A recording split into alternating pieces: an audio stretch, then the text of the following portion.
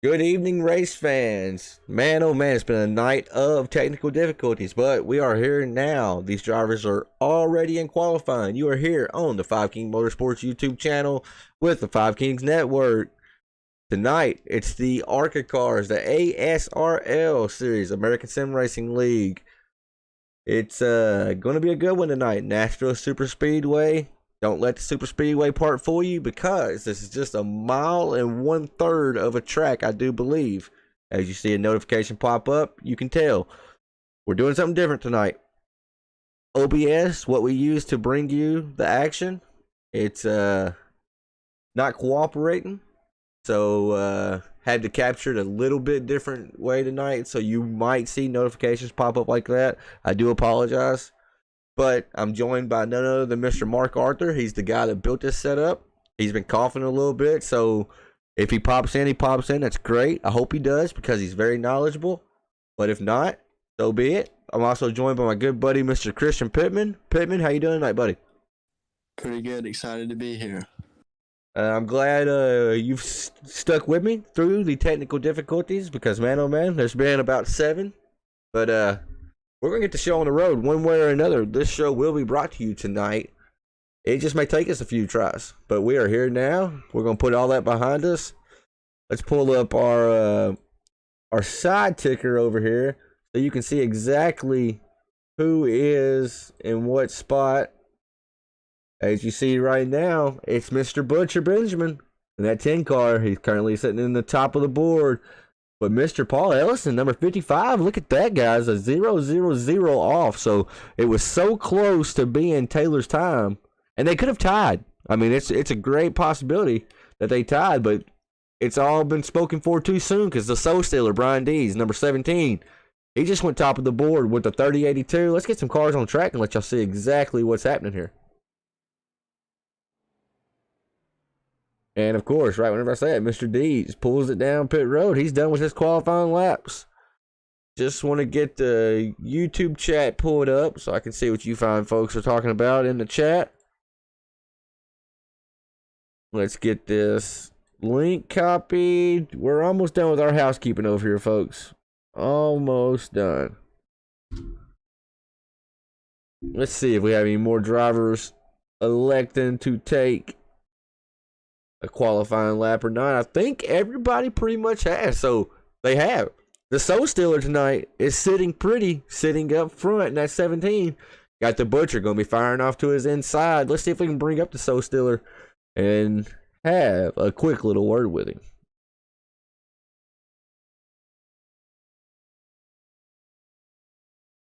Mr. Brian Dees, you got Mr. Mark, Christian, and Tanner in the booth. You got a copy? I got you guys.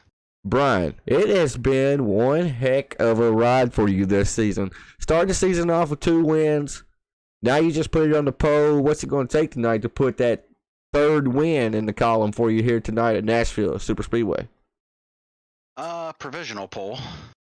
Still 2 minutes left, and Corey Sherman hasn't put down a lap yet, so we'll see. And he was fast in practice as well, so He was. He was. I think tires are going to be key here. Car's a little bit on the loose side, so it slides around quite a bit. So I think trying to keep those right sides on the car are probably going to be key. So I hear that, and I hear slides around a little bit. Was you able to do a long run, Brian, during that practice to see exactly how the setup felt to you? Yeah, I did a fuel run of about 34, 35 laps, something like that. Uh-huh. Surprisingly, actually, there wasn't a whole lot of fall off. I lost about a second over like 30 laps. Right, So, not bad.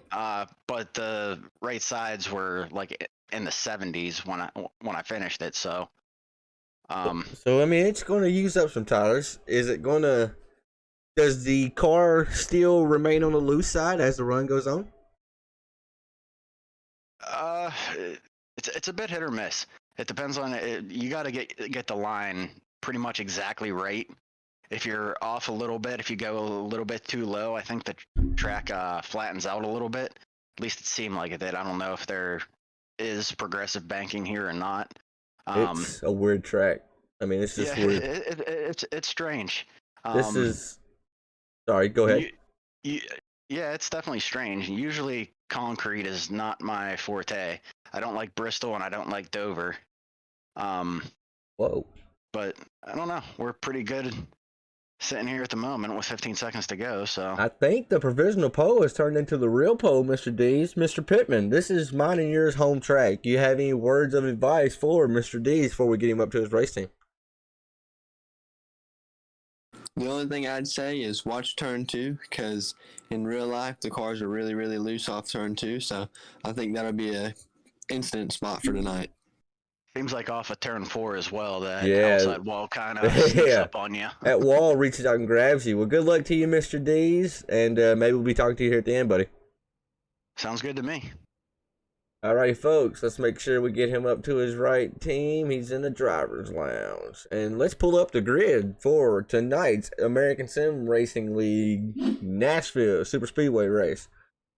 We just talked to him, folks. Mr. Brian Dees, number 17, trying to go for race win number 3 of the season. He'll be starting in the P1. Taylor the Butcher firing off to his outside. He's got him a race win already as well. Paul Ellison's going to be inside row number 2 with Dalton Kilroad, last season's champion in the 41. He's going to be firing off to the outside row number 2, looking for that first elusive win of the season. And then we got Mr. Aaron Bockover. He's right off top 5. Willie Evernham representing the entire Evernham family. He's in the 6th place spot. Rick Thompson, number 76 out of Speed Mafia. He's firing off in the 7th place spot, with Mr. Philip Van Fleet from Lone Dutchman Racing in 8th. And then we have a battle of the Rutherfords. It's Corey Rutherford. He won the war right now, but will he win the battle? He's firing off in the 9th place spot with brother Joshua Rutherford starting in the 10th. Fred Thompson's in 11th, and Corey Sherman is firing off shotgun to the field. Want to thank y'all once again for tuning in. If you could, slap that like button for us. It helps us out a ton. We are also on the road to 100 subscribers. Each and every subscriber adds up. Join the King Court family and never miss a single broadcast as we're getting ready to let these guys fire off pit road. They're getting ready to start going. What's your thoughts for tonight's race, Mr. Christian? My main person I'm going to watch tonight is going to be Corey Sherman. He was really fast in practice all night, and he didn't qualify, but it makes me wonder if he's got some sort of a strategy or something, because he gridded really quick, so maybe he's got a patient strategy or something coming through the field tonight. I was watching because he was so fast in practice. I was seeing if he did grid. I was very happy to see when he gridded.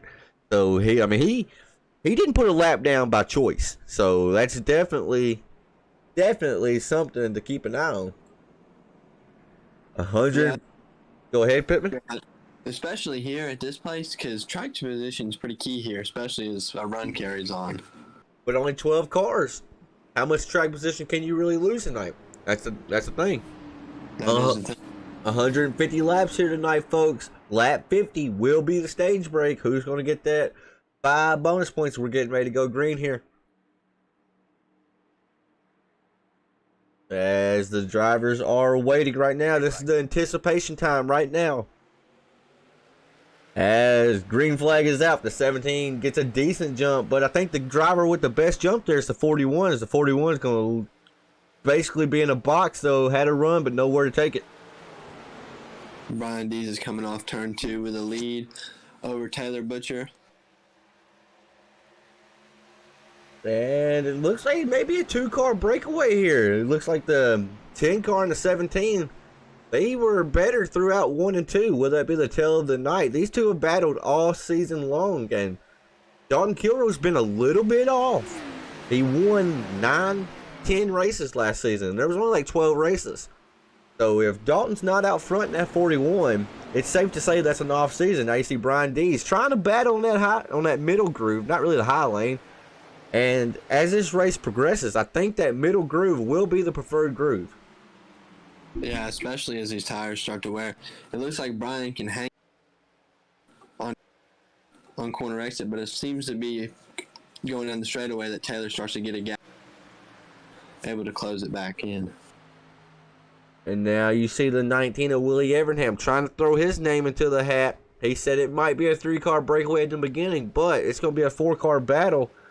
Now, as the 19 starting to inch his way closer and closer, let's go through the field and see how everybody else is doing. It looks like from about 5th place on back, Christian, it looks to be pretty much single file. Got a little separation between the 5 and the 76. The 76 of Rick Thompson. He's in 8th place with Mr. Corey Rutherford in 9th. Got a brother right there behind him in Joshua Rutherford. And then your pick. You said we got to watch him. The number 3 here, that's Corey Sherman. It's kind of odd. I thought he would have been trying to make his way to the field a little bit quicker. I know we're only 4 laps in, but maybe he's got some kind of strategy, save the tires. And I think they only have 3 sets for tonight, so maybe he's playing it smart with the tire strategy. Now, Mark, I know your mic's muted, but I'm going to put you on the spot. You built this setup so you know who can drive and who can't. You know all these drivers. Give me your pick for tonight's event, and then you can go back muted, and I'll ask Pittman the same question. Mark Arthur, you got a copy? Yeah, I got you, but I don't really know. I don't know. The sets. If Derek was in there, I'd probably pick him because that's a little tight. To me, it was tight through the middle. So Derek likes a tight race car. I don't know who else would like it to be kind of tight, but I was driving the bottom, right flat, just nailed to the yellow line, and I was able to be pretty consistent with it when I was testing it. So them running high, I don't know. I could get a little faster high, but I thought I was more consistent on the low side. But just throw me out a name, Mark. We're all 3 going to take one. We're taking the leap of faith. So just let me know who you got, and then we'll circle back to it at the end of the race. I don't know. I'll go with Taylor since he's up front. Well, that's kind of cheap, but all right. Mr. Arthur's going to take the for certain bet right now. But as you know, we're racing 150 laps. A lot can change in that time frame. Now, Mr. Pittman, who do you got, or would you like me to go first? I think I got I'm going to make my bed real quick. I'm going to take Dalton Kilrow, especially the way he always is trying to with fuel. I think that he'll come away if this race goes green like it's looking like. I think he'll have the best fuel strategy. So you got the 41. Mark Arthur has the 10 of Taylor the Butcher. I'm going to go out on a limb, and I'm saying tonight's winner is none other than Mr. Backover, sitting back here in the Busch 44 car. I think Backover's shown great speed during practice. He was like 3rd on the board, so he proved there he had short run speed. But with only 12 drivers, 150 laps, this may be a long run type race. So if that 44 has good short run speed, maybe he can transfer that over to long run speed. He's currently in the 6th place spot.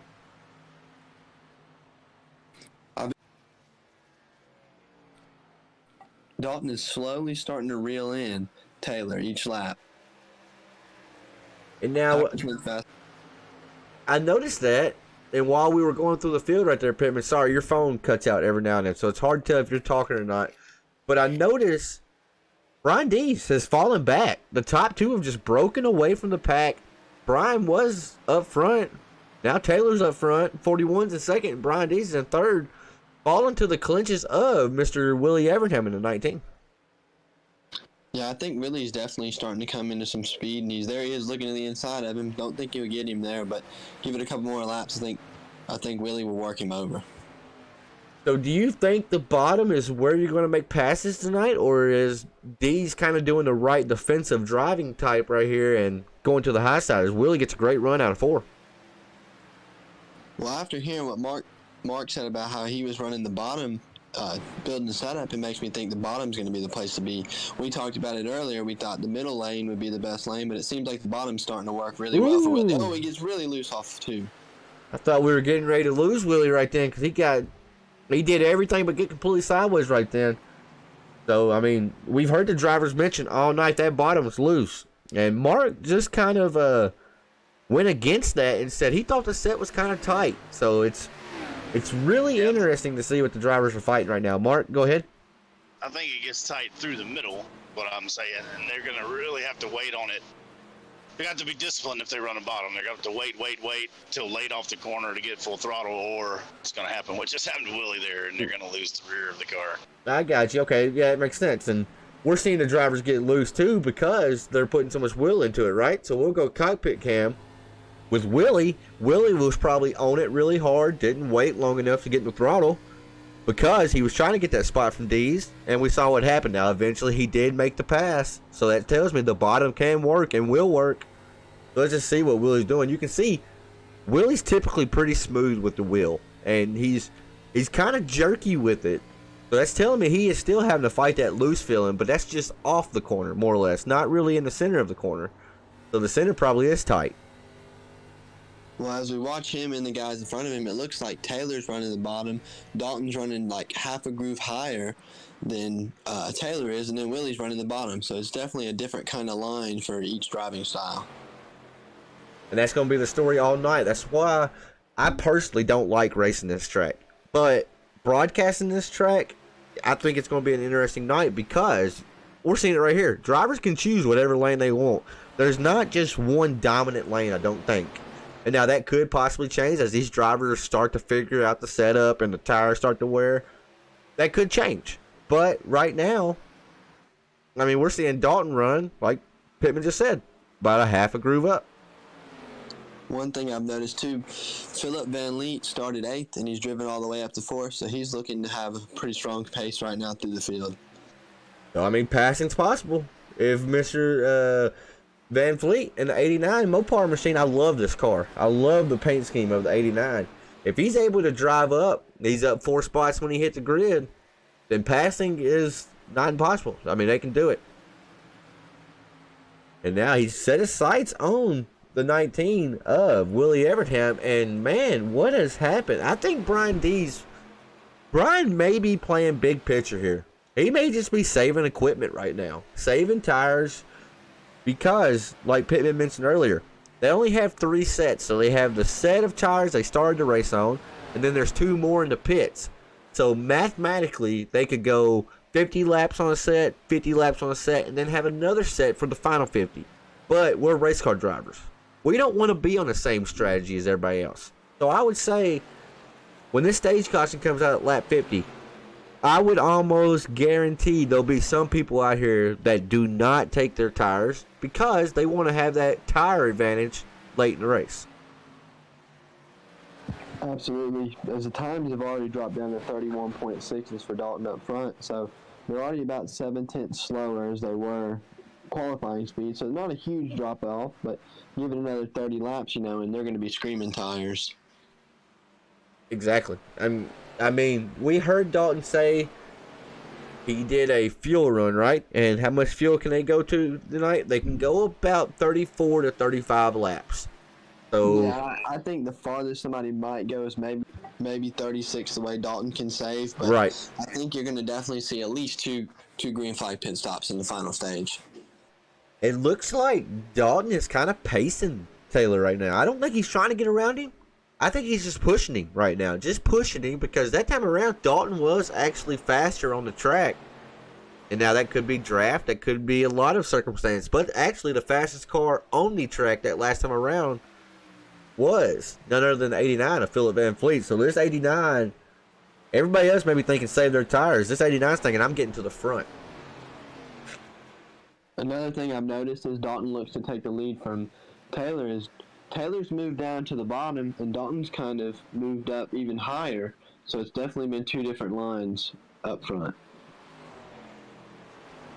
And that's awesome to see. And it's like that throughout the field as we see the 89 really trying to work over the 19. The 19 may have gotten to the wall right then. And look what we have here. Corey Rutherford bringing the 5 machine down pit road. Early pit call right here. I don't necessarily want to say it's an unscheduled stop because he can make it to the end now. Let's see what he... Just a splash of fuel. He just got enough fuel now to make it to the end. I like that call in some ways. Go ahead and get that pit stop out of the way because you know how it is when in BPL when you know you have to pit, you're always kind of dreading coming to pit road. Exactly, but now the 5 and the 64, both Rutherford brothers, they are on the same strategy. They're just begging the racing gods, please don't have a caution. And now, will that caution come? Will it not? That's the question us racers always ask. We never know the true answer. And now we got a very busy pit road now, guys. Brian Dees has brought his machine down. Bockover has brought his machine down. Did we have a mistake with the fuel calculations? Can they not go as far as what we originally heard? I'm thinking that, or I'm thinking window. Hopefully, on the stage break.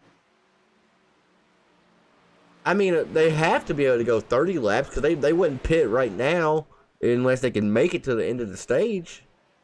So, yeah, I mean, it has to just be a window call. They add less fuel into it, I guess, to make it to the end. It may be a good call. It actually may work out for these drivers. We'll see. I like the call, and I don't. If the caution comes out right now, you're going to trap 2 or 3 drivers a lap down. But if the caution doesn't come out, then they may spin back out to the front and then put Dalton and Taylor and Willie behind the 8-ball. Right. Mr. Mark, if you're there, what do you think? I mean, pitting about 10 laps before you actually need to, does it really matter? We see Sherman going down pit road as well. It really doesn't matter if they're not taking tires. So, I mean, it's like 6.5 dozen. These guys are kind of they're kind of shooting themselves in the foot if there is a caution. So, you know, if you're getting tires, sure, because you'd be able to gain on those guys with faster speeds. But when you're just coming in to get fuel, you're not really going to gain any speed. So, right, you're kind of gambling at that point. So I would, if it were me, I would run it until I had to pit, just because that caution could come out, and then you're trapping all those guys a lap down. Right. See, that's kind of what it's like a gamble for what reason? What are you gambling for right now? It's what I don't understand. But unless they're just thinking, hey, I just got to add less fuel into the car. I don't know how the math really shakes out in that department. I would have to. I think it's the same amount of fuel. So I mean, these guys right. More full to the end, so they'll gain it under caution when you could really gain some spots. But you know, it's kind of like a monkey see, monkey do. Like once the first guy comes down, then everybody goes, oh, he must know something I don't know. So then they just follow him. Right. So it was just basically Corey Rutherford broke the ice, and everybody else just fell through with him, huh? Kind of what I'm thinking too. As the top 7 have not. The top 7 has not come down pit road. That's Dalton Kilrow.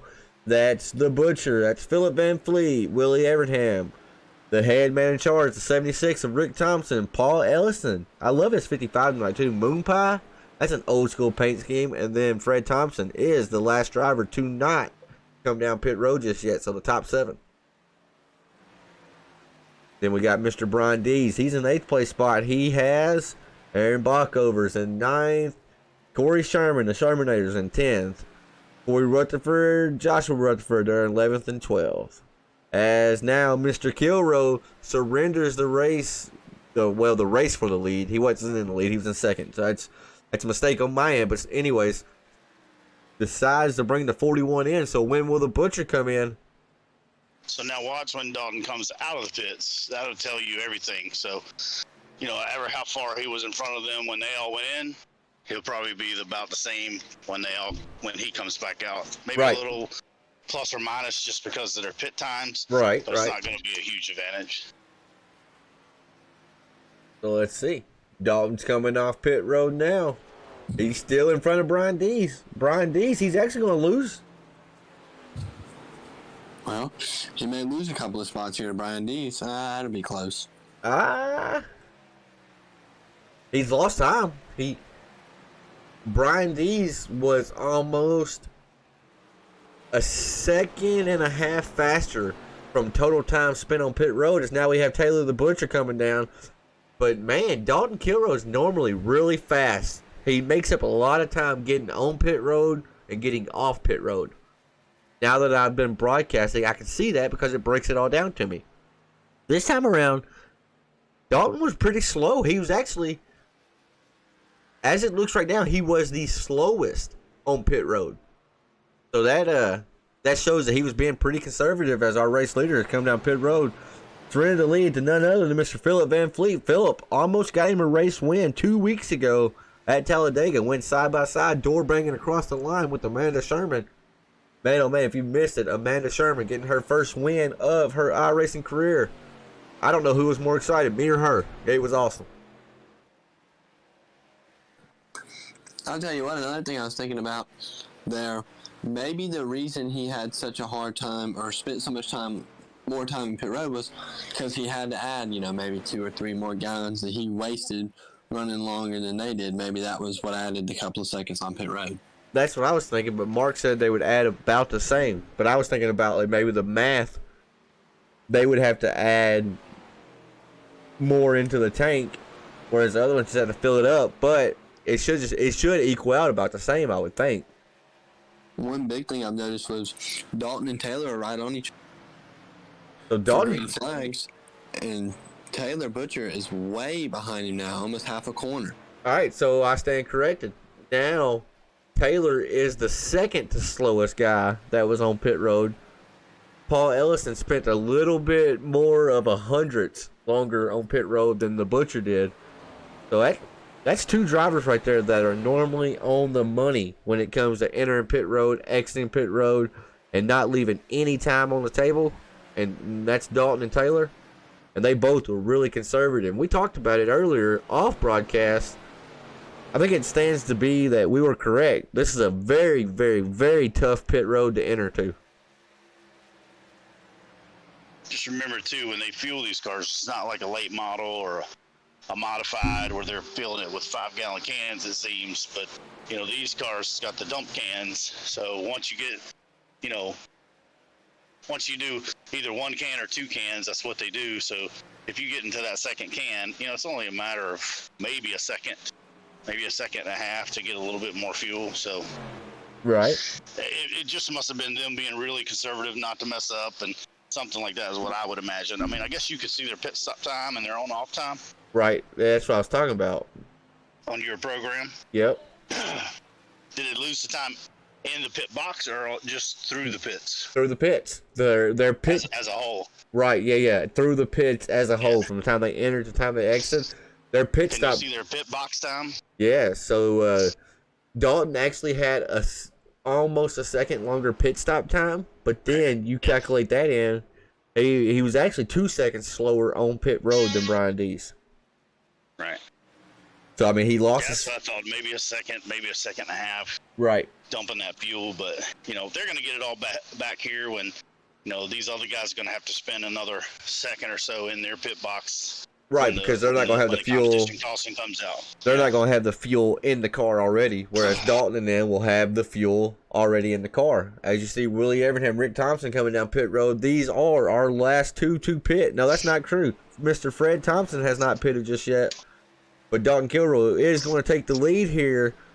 Brian Dees is going to take over second. We got a battle right here, folks, for second, third, and fourth. Brian Dees, my pick, Aaron Bockover, and then Mark's pick, the number 10 of the Butcher.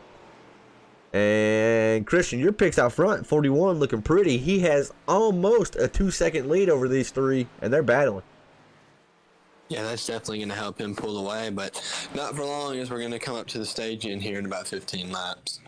As Bockover gets wicked loose underneath, that's going to be his topic all night right there. We saw Willie do it earlier, and we just saw Bockover do it as the last pit stop remaining. Mr. Fred Thompson taking his number 46 Speed Mafia machine down pit road for some service. The pit stops have concluded, and it's cycled. Now the drivers are going to be basically where they're going to be at. They're going to have to try to make up the positions that they can on track before the lap 50 stage break. As Bockover might be faster than the 17 right now. Saw him slip up a little bit, but he's got right there. And look who is in the picture again, Mr. Philip Van Fleet. This 89 has some good speed. Go ahead, Christian. I think that's somebody we need to keep our eyes peeled on, because he started 8th, didn't have a great qualifying, but now that he's been able to drive back to these guys and he was driving to the field before green flag pit stops, I think maybe here on a fresh set of tires, if he takes tires, he might be able to compete with Dalton. So the strategy call here, folks, you see what you're working with. I mean, you see what these guys are working with. When we go on lap 54, the stage break, Kristen, do you take your tires? Tanner, you know me. I would take the tires. I would have to, just because, these cars, I'm not driving one, so I'm not 100% sure, but I know the handling's definitely changed and the speed's about down a whole second. So I would want to take my tires, but the guy who probably doesn't take their tires here will probably win the race, because then they'll be able to add tires on the green flag pit stop and be able to have, a second advantage for, 10 or 15 laps. And Right. that's a huge advantage. Right. Mr. Mark, lap 50, you taking tires, or are you going to stretch them Do we on know what out? the fuel window is? The fuel window, I've had 3 drivers tell me between 34 to 36 laps. And how many lap race? 150 laps, and the stage breaks lap 50. Yeah, so they're gonna have to do 100 laps. So I probably would not take tires here and do. I don't know, Take tires at 80, they're gonna have 85. to fit somewhere through that last. They're gonna have to fit twice, right? So, I mean, if they have to do 100 laps, 30 something isn't gonna make it. So they're gonna have to fit twice. So I would probably. If everybody else fit here and took tires, I'd probably give them up and then, put mine on in that next time they pit. So then I only have to do, one full fuel and then one short fuel run with it. So I'd have the best tires at the end in case there's a late caution. I got the better tires. Right. When we're all bunched up. So you're basically saying you take tires around lap 85 when they got to come in. That'd be your first set. I wouldn't take them here. I'd take them on the next, right, whenever the next fuel tank is out. Whenever they come back down the next time. So I think that's what I would do too. But it's hard to tell, because what if this thing goes green? We see the lap times. They are. I mean, shoot, Dalton's best lap time was a 31:09. That last time around, he was a 31:92. So he's only 9/10 off. So, Mark's on his phone, so excuse us for that, folks. He's good for a lot of stuff, but I'm working. Yeah, he's also at work. He'll mute his mic in just a second. But so Dalton's only 9/10 off from where he was. So that tells me that the fall off, although it is there, it's not extreme. So I don't think he'll have to worry about going a lap down in that 35 laps. So yeah, I'm definitely not taking no tires right now, as Dalton has almost opened it up to a 3-second lead over Mr. Backover. One thing I have noticed, Aaron has kind of pulled a little bit away from Brian. I don't know if that's solely because Taylor and Brian have kind of battled, but Aaron looked to have pulled away just a little bit away from Brian and Taylor. Right, so that's my pick. So I want to say at 44, get up front. If I was a betting man, I'm pretty sure you're going to see most of these guys not take tires on this pit stop. They all race BPL. A majority of them, 90% of them race BPL, and they know how valuable tires are in that series. Talent takes you a long ways, right, in these long races. But talent's not going to be the only thing that wins you these races. You got to have that strategy, and I mean, quite frankly, you got to have the tires.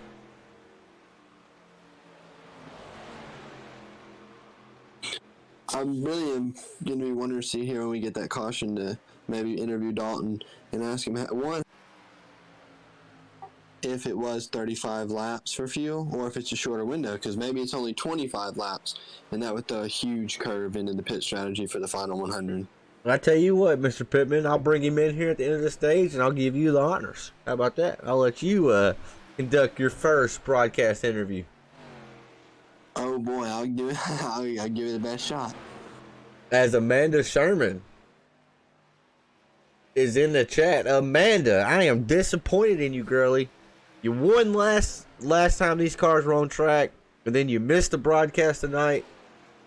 Girlie, I'm disappointed. As we have a 4-car battle. They're racing for stage points right now, folks. Top 5 finishers in this stage will get a point. The stage winner will get 5 points. Second place will get 4 points. Third will get 3 points, and so on till they get down to 5th, obviously. So every point matters because there's a playoff system in this series. They want to make playoffs. I think it's only 4 drivers to make the playoffs. It could be 5. It was 5 last season. But I think Mr. Thompson told me they're only doing 4 this season. So that's something to see. As Coffee Man says the 19 paint scheme suits him well and tells me someone needs to wreck that 41 car. That's what Coffee said. I think that's Alex Coffee. I'm not 100% sure. Alex, is that you in the chat? If it is, ask him where he's been. He ain't been racing lately. You just asked him, Mark. That's the beauty of being on broadcast, brother. As we are getting down to the nitty gritty here now, the stage caution will come when they complete lap number 50. Aaron Bockover has his hands full with Philip Van Fleet, and then Brian Dees to the inside. But Philip Van Fleet gets a great run, puts Brian Dees in the back, in the mirror. But now Brian's on the inside, not going to be able to make it stick. It's still the 89.44. As here comes the Butcher. The Butcher's trying to get up there and wants to get a stage point, or wants to get more than just one stage point. These are two race winners of the series. Brian Dees has 2 wins. Taylor the Butcher only has 1 win. I say only, but I mean it is only whenever the guy you're racing has 2 wins. As the Butcher takes that spot pretty easily. Now the battle's on in front of him for the second place spot. As Philip Van Fleet's going to drive it down hard. He's going to try to get to the inside of Bockover. Bockover's going to have the momentum on the high side, though. As the caution's out, and Bockover's got him. Stage winner goes to the Daddy-O's number 41 machine of Dalton Kilroe. As you see that beautiful specimen of a human being right there. Big head and all, Mr. Dalton Kilroe. As Mark, I need you to tell me how to do a picture like that. My picture's just a photo, right? And it don't look all cool like that with just my cutout, you know? So, I need some help in that department there, Bubba. Sure. Thank you. See, Mark's good for something. As we will bring up our stage 1 winner after he gets done on pit road. But just look at him. Fast and beautiful, ladies. I'm sure he's single. Just look at that picture of Mr. Kilroe right there. Now, when he talks, you may not like him so much, but as long as he's quiet, he's a great guy. Great guy. If you see the rest of that picture, you would want to. Dalton, we're just playing with you, buddy, whenever you watch us back. And if there's any Kilroe family out there, Dalton is one of my buddies, just giving him a hard time. As you see the 41s coming, bringing everybody down pit road. They're going to have to come for some fuel. Let's keep an eye on these drivers and see if they take tires. They just got to make sure they don't let Dalton win. You know what we say. Let's go, Brandon. Is there any Brandons in here? No Brandons. Dang it. You know what's funny? And I'm not going to get political in here, but Mark, I know you love being political and politically incorrect. But if you was the president, right, and you knew at every... Oh, look at this, folks. Wait a second. Dalton Kilroe's Daddy-O's machine's taking tires. The 19's taking tires. The Butcher's taking tires. Uh-oh. There's a few drivers that did not take tires, though. My pick, Bockover, did not. Corey Sherman did not. So they get two sets, right? Right, only 2 sets in the pits. So I wouldn't take them now. I'd take them next time and then the next time. So the next 2 times is what I would. Let's pull. They're gonna give up a little bit here, but as long as they don't go a lap down, they'll still be all right. I'm gonna pull Dalton up, and Mr. Pittman, you have the honors. All right, he is all yours, Pittman. Dalton, 2 questions for you. First one, how were the tires on the first 50 lap run? The tires for that were, tread was a little bit under half gone, so we were in like the right front at least was in like the mid to upper 50s. And I know you told us earlier in the day that the fuel run was 35 laps, but we saw you guys duck off a little bit quicker than that. What's the fuel looking like? Fuel is still looking about the same. I just noticed a couple guys had pit before us, and they were, I'd say, about a tenth or 2 faster a lap than we had been with the with more fuel in the back of the car. So I didn't want to lose too much time to them. So that's why I pit a little bit early. Dalton, do you watch these broadcasts back? Just be honest with me. Do you watch them back? Not as much as I should. Okay, I don't watch any of the broadcasts, so I completely understand. But when this one's concluded tonight, I want you to watch whenever you win the stage break, okay? That's all I'm gonna say. God. Just watch whenever you win the stage break, all right? I'm guessing it was some sort of comment about my head getting larger every single time I turn a lap. So something close to that, but I did call you. You'll just have to see. You'll just wait and see. all right. It is something about your head. Yeah, it is. Good job, though, brother, and good luck to you, man. We'll be talking to you at the end, buddy. Thank you. So, all right, back to what I was saying. Not to get super political in here, because Mark, I mean, you know, if you was the president right now, and you knew at almost every major sporting event, there was a joke going around that was "Let's go Brandon" meant like F Joe Biden. If that was you, how small would you feel? Like, I just Well, it depends. Is it me or am I Biden? Because I don't think Biden feels anything. Well, easy now, easy. Let's don't make that side mad, because there may be viewers like that. Yeah. Everybody can agree to disagree in that part. But how would you feel though? I mean, honestly, like, would you feel like a failure? Well, I don't know. You know, it's like politics are weird. It's like, you know, people will be doing things, and even if the consensus of the people is, hey, we don't like this, they just keep doing it. You know, and I'm so scared of what you can say. I'm so scared you're gonna say something. So we need to get off this. I just think politicians on both sides, right? Not just one. Right. I think all politicians. So politics used to be, when you was back with Adams and those guys there, they had their own jobs, right? And they would volunteer to be the president. And when they were done being president, went back to their jobs. Went back and work, right. So it wasn't a career move to be president. It was, I want to help the nation. Okay, I've done my part. I'm going back to work. I'm picking up my practice, law practice, doctor, whatever. Now it's a career thing. So now once they get in the Senate or Congress, it's like a career move. And it's treated like a job. So that's where the problem is, and they make so much money. They're multimillionaires. Well, right. When you got Congress women, you know, that make $224,000 as Speaker of the House and has $13 million mansion, something's wrong. So right. You know, it's these people have so much money, they're so disconnected to what we're dealing with. And most of them, not going to say all of them, but a lot of them don't go and talk to their constituents to see how they're actually living, you know, to hear and listen to them.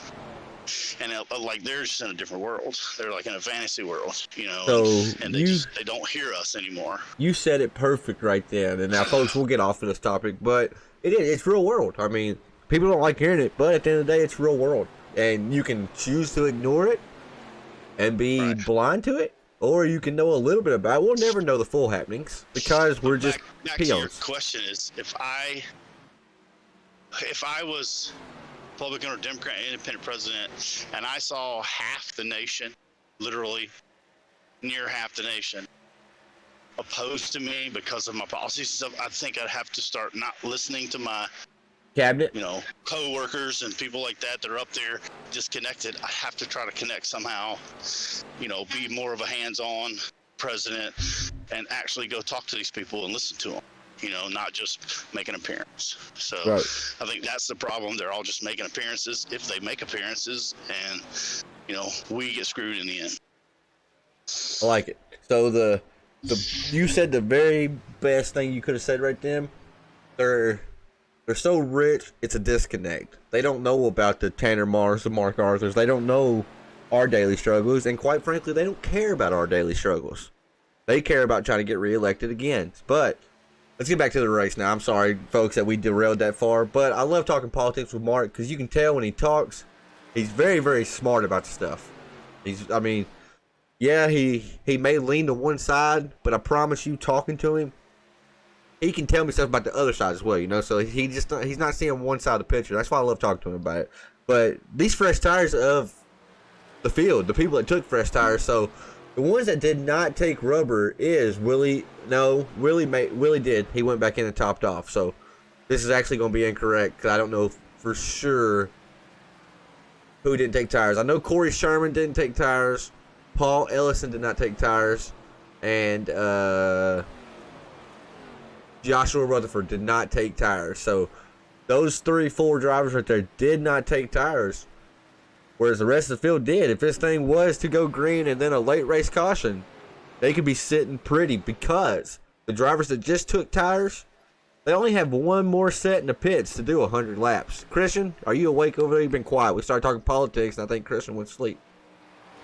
Oh, I'm still here. I've just been watching the scoreboard and seeing that Corey started first and he fell back to 7th, but now he's kind of just hovering around 7th. And I know there's a lot of gap between him and the guy in front and behind, but he hasn't lost as much time as I thought he would lose to the entire field. Now I know Paul didn't take tires either, and the Rutherfords didn't either, but I figured he might have fell off a lot more. I think Corey Rutherford did take tires. I don't think Joshua did. It says Corey had a 16-second stop. Now, unless there's some damage on this car, which is kind of hard to tell with SDK, especially this track. So this track has some terrible camera angles. Like, most track has your TV1, TV2, TV3. There's not a big difference between TV1 and TV2 tonight. So that's just a little peek behind the curtain as we see the Butcher hounding the 41 right now. But I say that he's actually 2/10 behind him. So although Dalton's not super comfortable, he's not having to race elbows up, as they say right now. Did anybody not take tires? Yeah, Mark, we just went through that. Corey didn't. Corey Sherman. Yeah, Corey Sherman didn't. My pick, Backover didn't. Joshua Rutherford didn't. Now, it looks like Corey Rutherford, Mark, he had a 16-second stop. But his lap times are just like... He could have overshot his pit or something. That's kind of... But you said his lap times are like Sherman and them? Yeah. He's right there. Actually, Sherman was a little bit faster. Saving. Yeah, he could be saving. Or, now I think Corey or Backover will win. Because here's the thing. So, Dalton just said, who was it? D said they fell off about 1 second in a fuel run, right? Right. So, this is what, second laps? 38 second laps, right? No, about 30 seconds. About 31 second laps. So here's what's going to happen if it goes green all the way, right? So if you're losing a second and a half a lap, they're just going to catch them when it's time to pit again, right? So now they're going to go in and get those tires. They should get all that back, right? Because it's going to be the exact same thing in reverse, right? So they should be able to run them back down, catch them by the next time they pit. Then when they pit the next time, they're going to lose a little bit getting the tires. But if you can catch them a lap in 30 laps, you're definitely going to be able to catch them 10 seconds in 15, 20 laps. Right. I mean, that makes sense. But my only worry is, and now you may have just proved that to be wrong. My only worry is that Dalton catches them and puts them a lap down, and then that's so much track to make up. But then they're going to have the same advantage that Dalton and all the fresh tires had earlier in the race, And like we mentioned, as a race car driver, I want that advantage at the end. I don't care about the first of the race or the middle of the race. I want that advantage at the end of the race. So it's going to be definitely interesting to watch. With Dalton enough to know Dalton's pushing right now. Dalton's trying to catch them and put them a lap down. You think so? To prove his strategy was the right one. So, I think it's because sometimes I could bait Dalton into doing things like that sometimes, and it's just young. So a lot of times Dalton's got that racehorse mentality, and he wants to run, get Mark, up front. He almost hit the wall right then off turn 4 where he is pushing. So keep going. Sorry, I didn't want to interrupt you, but that just happened. So sometimes some drivers are predictable, and if Dalton's get out there and running it and busting his guts trying to catch them, put them lap down, he's going to wear his tires more. So he's not going to gain as much toward the end there, and then they're going to get their tires, and if they're more disciplined and could just run the track and not push, knowing that they got new tires, they're going to catch him. They don't need to push to catch him. Then they'll catch him and still have the better tire toward the end of that run, and then change tires again, because Dalton's probably going to do the same thing again. Right. Push really hard and try to maintain that lap lead that he has on them. And then burning stuff up again. So if he does that, he's not disciplined. Corey and Backover and those guys that did not pit, I think have the winning strategy. I like it. Pittman, you still alive? Oh yeah, I just want to let the folks know at home, if they're wondering what that beautiful ticking noise is, it's a model 2000 to 2010 F250 ding. It's the most beautiful sound in the world. Is that correct, Mark? He's right. It's a 2002 F250, and I don't let my truck tell me what to do. I love when Mark says that. So basically, Mark is not being safety. He's not putting safety first right now. He needs to put that seatbelt on, not only for his own well-being, but the well-being of the viewers at home. But it does eventually quit dinging. I think. I hope. I did hook it up just so you wouldn't hear it on the broadcast. It really, honest to God, it's not that loud in my ear, but it may be loud on broadcast. I'm not sure. But I got you. It picks up loud through these microphones. It does. I do have you and Pittman cranked in Discord right now, just making sure the viewers at home can hear y'all's sweet voices. And, folks, we got a birthday boy up in the booth with us. Mr. Mark Arthur turned 71 today, guys. 71. Still on here racing with the young cats. Yeah, man. I'm auditioning to be In AARP. Father Time next year's Christmas play. Now, how old are you for real, Mark? You're close. I'm 51. Oh, you actually, you so I got the one right, just 20 years off. Yeah. Well, happy birthday. Just 20 years. I wonder if Connie's watching. Connie's I probably feel not. like I'm 71. Coffee Man 6. I don't know who Coffee Man 6 is, but I like him. That's Derek. That's Derek? Yeah. Why in the world, Derek, would you make your name Coffee Man 6? That's a long story. That is a long story. Well, you know I got nothing but time. It's not a good story for a broadcast. Let's put it that way. Well, I still got nothing but time. It involves coffee and booty holes. I'll just say that. So. Okay, so very graphic. Probably not safe for work on the broadcast. I got you. That's I right. got you. I wasn't expecting that type of turn, but it escalated fast right there. So I'm glad somebody told me that because they've been messing with me. So thank you, Mr. Derek. Go ahead, Pippin. I will say one thing. I don't know if Dalton burnt his tires up or maybe let Taylor go since they're teammates, but Taylor was able to work around Dalton pretty easily, and now he's starting to pull a little bit away from Dalton. So Dalton's starting to look tight off the turns, and I know Mark said the setup was going to get tight, so maybe Dalton pushed a little bit too hard and burned the tires up just a little bit. I mean, Mark said racehorse mentality right then. As a racehorse and a racer, especially the younger guys on here, Pittman, you can attest to this. You're getting a lot better at it, I will say.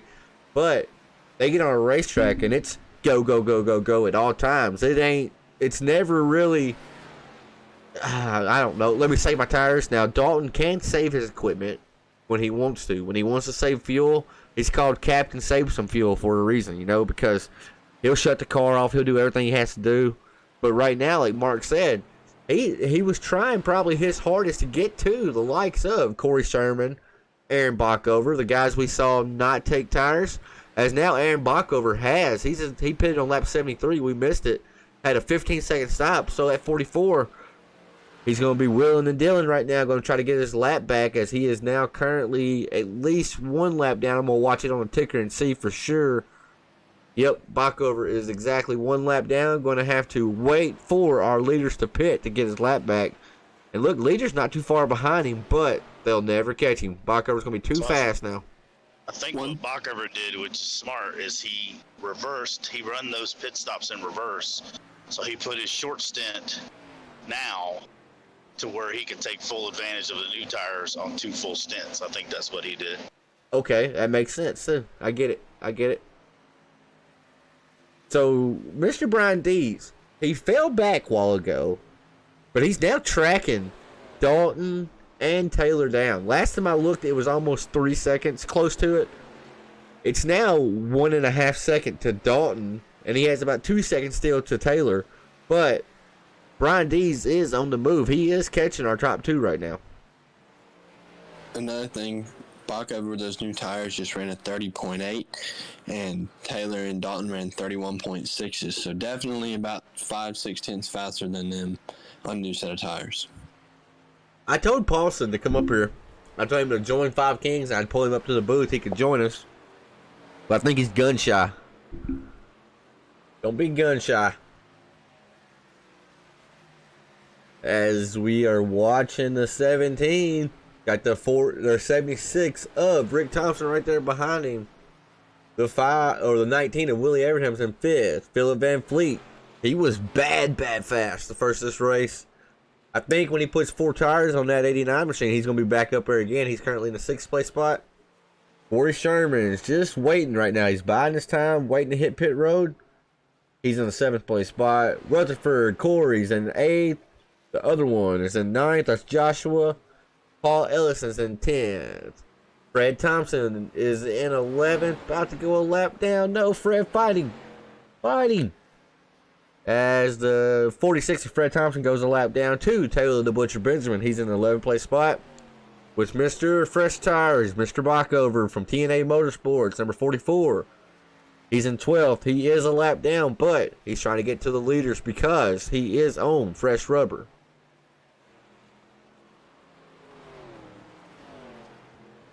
Now, Mark, So correct? I think Bacover and Corey are sitting in the same room, right? So I think Are they? they were earlier. That's so they cute. may be doing something that's pretty smart too. So there's 2 options, right? They Right, could doing. they could run 30 some laps, pit for tires, run 30 some laps, pit for tires, and run a short stint, or they could run the short stint and reverse that. And so if Bacover reversed it and Corey's doing the opposite, One of them's gonna be sitting saying, great. well, one of us is going to win. Right, One of us is going to win. right. So we'll do different strategies, and one of us is going to have the right one. So that's pretty smart. I just want to say how cute it is. They're racing in the same room right now. So I guess Bacover's visiting Corey, or is it the other way around?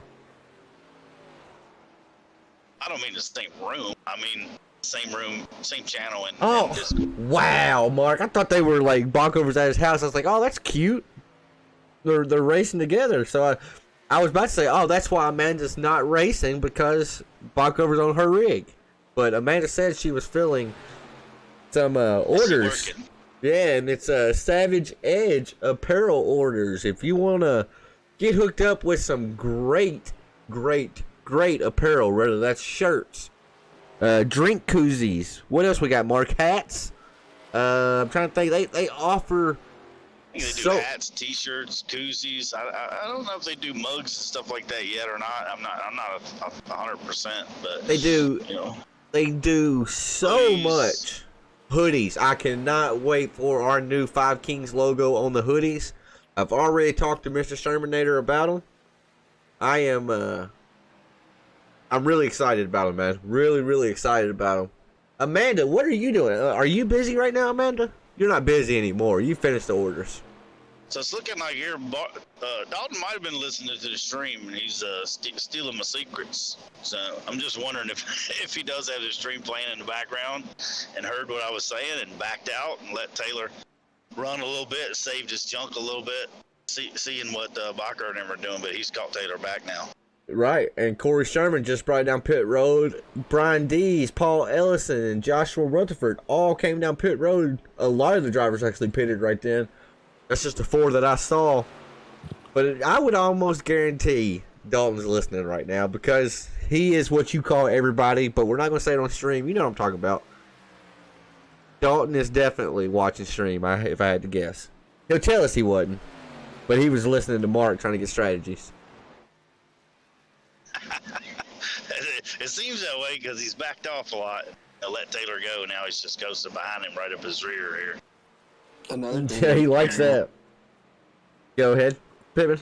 Another thing they're doing right now, they're 32 laps into a fuel run, so let's see how long they will go. He just says over columns right there. Dalton is coming to pit road this time by. I heard him. He said 41 pitting.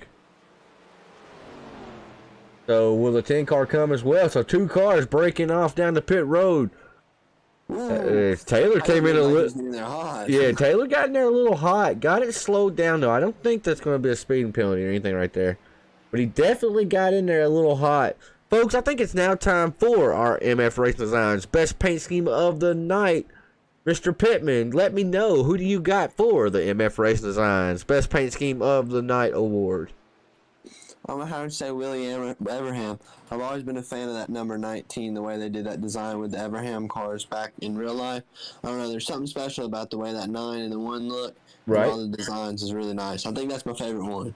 I like it because whenever you see the sponsor, you automatically just gotta say, push, right? Like, you can't just say, you can't say it regular. Right. You gotta say, push, every time.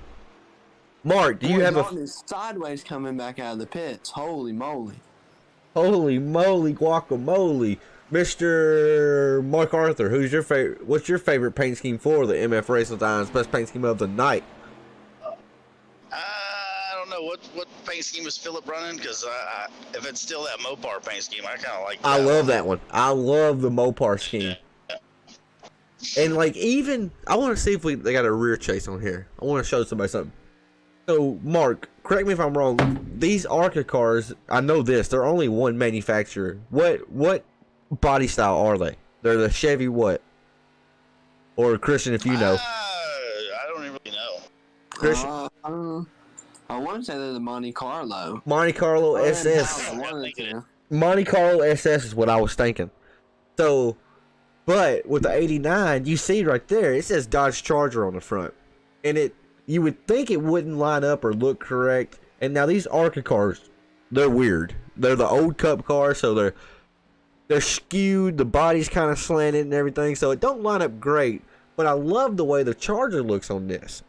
And we'll go to it. A chase view. Gen 4 car, right? I think so. And now this right here on the back. Now the spoiler, if you look at this car without that spoiler, it looks like a Charger. And I love the way the 89 car looks. So that's a very good pick. That was actually going to be my pick. So now I got to scramble and try to find somebody else. So let's see here. Got Aaron Bockover's number 44. I like it. Let's see. Who do we got? Where did Bockover and Corey end up after the pits? They are currently Bockover's in 7th. So he pitted a little bit. He pitted exactly 12 laps before Sherman, right? And he is almost a second and a half ahead of him. Bockover's in 7th, Sherman's in 8th. And Dalton and them did not take tires right this time. Nope. I would imagine. Nope, Dalton did not. Dalton, Taylor, Rick, Brian, Phillip, Willie, and Fred Thompson did not take tires. But here, I'm on my phone. I can't see how far back they are off of Dalton and Taylor. So my best paint scheme of the night, when I see this car right here, I think Finding Nemo. And I don't know why, but that's just what I think when I see it. And now I don't even know what the true sponsor is on it. So let me see here.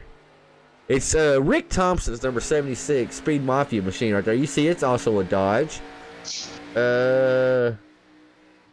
Brew Through. I don't know. It's just something about the font and everything reminds me of a Finding Nemo. Obviously it's not, and the colors.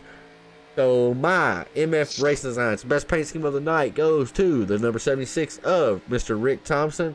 And you yourself can have MF Racing Designs Best Paint Scheme of the Night if you look up MF Racing Designs on Facebook.com. Mr. Michael Falk, he will hook you up. He takes care of all of us right now in this booth. And he also takes care of a lot of the drivers out here. As you see an MF right there in front of him, that's the 17 of Brian Dees. That's the Soul Stealer. And that's another good looking car in front of him right there, Mr. Brian Dees. It's an Impala SS, guys. Look right there. That's the right template. So Impala SS.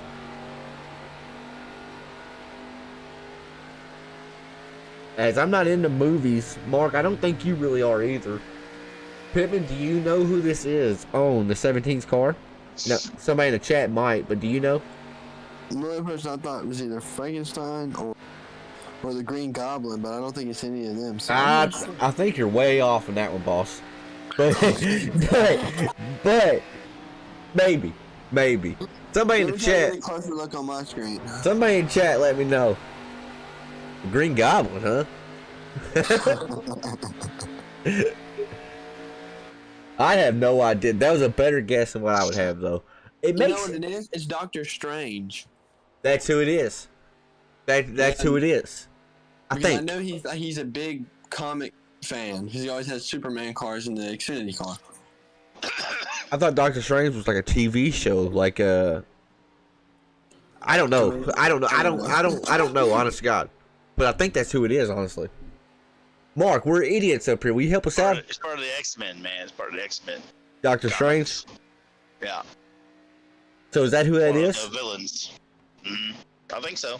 Well, I'm gonna Google it while we're live. So I'll let y'all talk for a second as we try to figure out Doctor Strange. I don't know. I thought that Bachover and Corey's That's not Doctor Strange either. strategy would pay off, but don't look like they're gaining a whole lot on them. I've been watching it about every lap. Bachover and Corey are getting about 0.3 of a second faster, but they're still 15 seconds back. So I don't think that's going to cut it. Getting back. Yeah, that time around. Now Sherman was the fastest car on the track, but he shared that with Paul Ellison with a 31.63. Or no, Corey Rutherford was. But anyways, Corey had a 31.63 compared to the Butcher's 32.07. And then that time around, 31.89. We'll see what Corey was when he crosses the stripe this time. If they can't get back to the lead before they have to pit, then it's not going to work. That time Corey was a lot faster. Well, not a lot faster, but a lot faster compared to the last time. He was exactly 0.5 faster, but still. 0.5 faster, that's going to be a second every 2 laps. 30 laps. I don't think they can. I'd be close though, Mark. It is going to be close. They may have them in sight when they go to pit again. But yeah, I figured it would pay off more. But I mean, we heard Dalton and them say, we've actually heard conflicting reports. Dalton said the tire fall off was there. You could feel it, but it would plateau as far as lap times. You would hover right around that 32-second mark. And that's what they're doing right now, And, I mean, with Corey and them turning 31.42s, that's not a huge gap right there. Because, I mean, now, Dalton and Taylor, our race leaders, pitted on 89 each. So they'll have to come back in around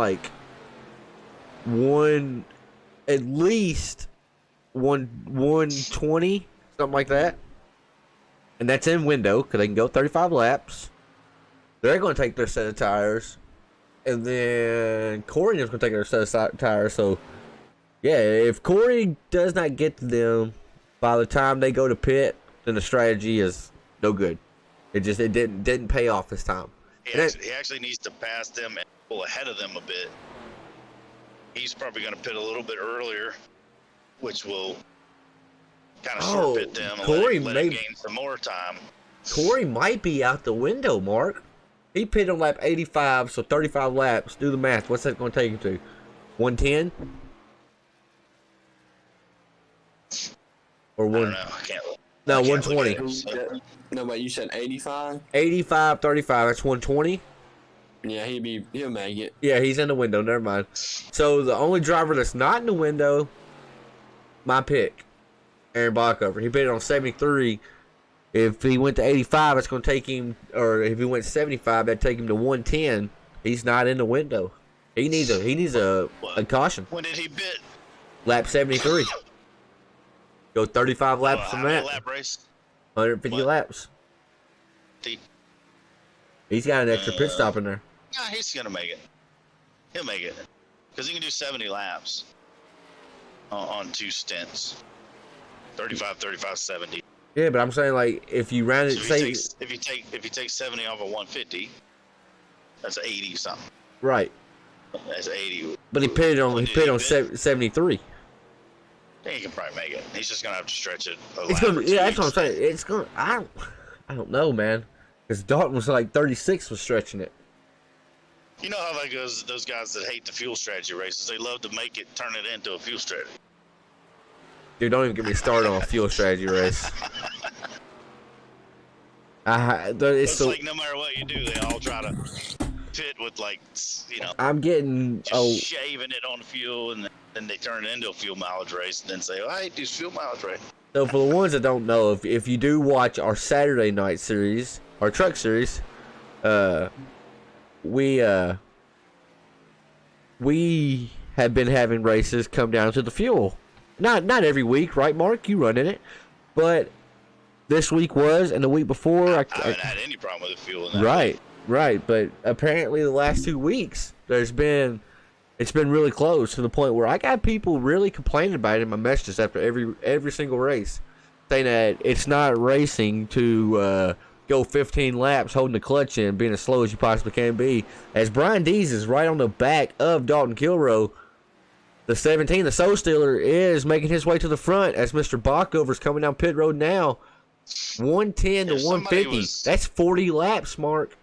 40 laps. If somebody was 15 laps short, I want whatever truck they're racing. They got definitely more horsepower. Right. That's what, the only race I can think that was close was I can't remember the track. It's been a few weeks back, Mark. It was the one that they were close to the stage, but I had no problem going to the stage. I was up front. That's right. I don't know why they had problems. And I'm always saving under caution. What's funny about that is, it's designed that way. That's what I want every race to be. I want it to be where you cannot make the first stage, actually. Like it is in BPL. Does people complain about BPL? Aside from me, I complain about it, I know. But anybody else? No. As we have a race for second place right now, Mr. Brian Dees, the Soul Stealer, is inside the number 41 of Dalton Kilroe. Daddy-O's may need to get some more Cheerios because then I say that the 41 gets the horsepower on the high side, but the 17 is driving right back down to his inside. And Mr. Rick Thompson, Speed Mafia's driver out here, trying to put the speed down and get to the number 17 and the 41. As long as these two race side by side, they will be slower. Will that allow the 76 to get up or turn? If they make slight contact right then, they're racing hard now, folks. One thing I've noticed too, Corey has brought it down to 9.4 seconds behind Taylor. I don't think he'll get there, but maybe he'll have a really good pit stop and make up maybe another second and get closer back to these guys. Why does your push to talk button, Christian? It's like you push it, you talk, and then it cuts out, and then I hear you got to push it again. What is that? Well, I got a new phone, and I dropped it the other day at work, jumping out of the back of a pickup truck, and it's cracked. So I assume maybe my finger, misses it. But then, right now, I'm barely touching it, and there's no trouble. So I don't know. It's probably because I'm using a phone with Discord. Mark, I'm going to think operator error. What do you think? Yeah, Christian, if you're going to do this on the phone, I would just take it off of push to talk and go, and then just keep hitting the mute button every time you want to stop talking. Yep. That's what I've been doing. Yep. So when I used to broadcast with Joe, even with my microphone, I got a nice microphone I'm talking to you on. I know I don't sound the best, but I don't know how to do the sound settings. But I don't have push to talk on, and if I have to cough, which I've sniffled, lit a cigarette and stuff like that in this broadcast, I just mute myself on OBS. So y'all hear it, but they don't hear it, Yeah, I should have told you that earlier. I would have just been off push to talk, unless you got a bunch of craziness going on behind you, like a Ford F-250 2002 beeping at you, putting your seatbelt on. Yeah, but it's the same thing. It's just you don't have to hold it to talk. If you don't have that, then I would just have push talk off. Just busting balls, Mark. As the seventh, Rick always turns out to be a sleeper sometimes. He absolutely is. You don't see him. It's like, where the hell did he come from? Our first message, the first time I ever actually one-on-one had a conversation with Rick, was a BPL race at a short track. It was either Dover or Richmond, and didn't see him all race, not all race. And I was running. It was Lucas Oil, and I was running third. And all of a sudden, his name was up there in the thing. And I messaged him afterwards. I was like, dude, where'd you come from? Didn't see you all race, and then I had nothing for you. But I think he ended up getting collected in the wreck. As we're talking about 76, he's going to come in, goes to the grass a little bit. There might be a speeding penalty there. He may have just sped on pit road. That's something to watch. He went through the grass and everything, and when you're on grass, you don't slow down nearly as fast. I'm really surprised we have not seen more problems getting on pit road. As Derek says, operator Eric Dalton must have some type of strategy going on. Surprised he would go back, not on purpose. I love you, Derek. I love how you're in here watching, but you won't come talk to us. Come talk to us, Derek. The viewers love that sexy voice of yours. They hear you every Sunday in the interviews. As Dees is definitely catching the 10 car of the Butcher. We may have another repeat winner. What? I don't know how long they're going to keep going, but I have noticed Corey's cut it down to 7.4 seconds on him. So maybe if they go another 10 laps, Corey can cut it down to a couple of seconds and make up in pit road. As Mr. Dees, he said, I'm not fighting no longer. I'm bringing it down. Gave Dalton Kiro the second place spot. Corey's now in third. They're still chasing the race winner from Martinsville, Taylor the Butcher Benjamin, that 10 car. Nesquik is looking quick as somebody needs to paint this guy a car. Mr. Michael, MF Racing Designs. Hook this guy up. This Nesquik car is not cutting it. As Corey is now, Corey's only 5.5 seconds back. Oh, he's coming to pit road. Maybe try to, get fresh tires and go one more lap. And right. Gain a couple Right. Now watch. Dalton and Taylor, they'll be in. They'll be in this time around. If I had to guess, right, Mark? They're not going to give Corey the advantage. Or do they stretch this run and try to get the advantage towards the end of the run? Taylor's coming. I knew it. I knew. Oh, Dalton's coming in quick. He got it slowed down. Boy, he made a lot of time up there, though. On Willie, 30. Willie only had an 8-second stop. What? Maybe he thinks the tires haven't fallen off enough that he can run 30 laps and then not catch. He's coming back down pit road. Unscheduled pit stop for Mr. Willie Evernham. Unscheduled pit stop right here. Out. Well, he only had an 8-second stop, though. I don't know why he didn't take his tires on the first time. I bet he had them unchecked. Probably. Now it's going to be a battle off pit road. Who gets off? Taylor's off first. Dalton's off second. Now, I'm watching Brian Dees right here. Brian Dees is going to take the lead right here, folks. That's over here. Brian Dees just blew by him. Just sitting looking at your phone. Hey, mute your mic, Mark. Brian Dees just blew by them. Taylor the Butcher is still on the access road trying to get off. That is huge right there. All of these drivers are on fresh rubber, so there's no advantage to any driver. The only advantage out here is Brian Dees pitted 2 laps before. Rick Thompson got by him. Right. So them short pitting just a little bit gave them this advantage right here. Now the Butcher, instead of being on defense, he's on offense now, that number 10 machine. And Brian Dees is set sail. Brian Dees is almost 3 seconds ahead of this pack. Dees and the Soul Stealer machine, Doctor Strange, Doctor Who, whatever it is, he may have just won this race. Now it's a race, so you can't never count it like that. But so he pit a few laps before them, right? Yes, he pitted just 2 laps in front. Oh, only 2. Right. So I don't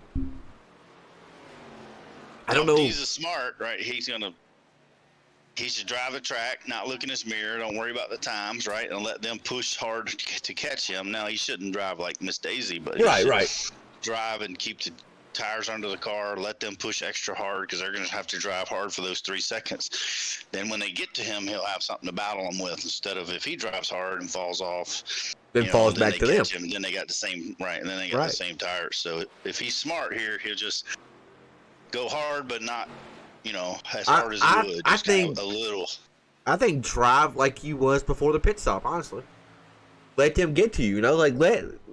If they start to see that gap dwindle, they're going to push even harder. Right? It's that racehorse mentality. 3 seconds is a long way. It's on a race. It don't sound like a lot, folks. You put that 3 seconds on a racetrack, and my oh my, if I had that lead right now, I'm feeling comfortable. That's what Backover's coming back in. I told you, Mark. I told you. That's a 10th a lap, right? Yeah. They'd have to be faster than him than 30 laps. Right. As now Backover's coming back down. I'm telling you, I didn't think this 44 could make it. My pick right here. So, Aaron, I'm sorry, buddy. I love you. I'm sorry I gave you the broadcaster's curse. He's a little bit. Go ahead. Well, so far, all the broadcasters picks aren't looking like they're going to win if these can pull it out. Wait, didn't you pick? I know you picked Taylor. Pittman, who'd you pick? Dog. Oh, you made his head too big. You should never pick him. What are you doing? He has a big enough head. I think if there's no caution, I'm not saying it's over. Well, I am saying it. I am saying it's over. I don't think they can catch him if there's not a caution. Mark, what about last night? What Pittman kept on saying after he got wrecked? What was it? I'm telling you right now. And then what'd you say? I said, when are you telling us? And that's right in the middle of Pittman being wrecked. Pittman's yelling. I'm telling you right now. I've already yelled at him 4 times to shut up. Like, shut up, quit talking. Cause I know he's gonna say something that he's gonna regret. So I'm trying to stop him. And he keeps saying, "I'm telling you right now. I'm telling you right now. I'm telling you right now." And he's just pissed. He's just mad.